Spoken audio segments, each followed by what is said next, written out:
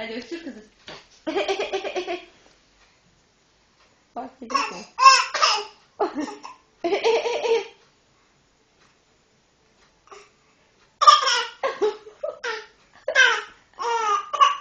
Bak.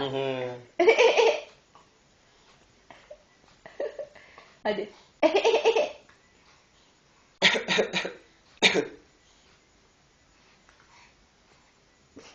Az önce yapıyordu ya böyle. Aa, elmacık kemiklerim ağrıdı ona gülmekten. Cansel hadi.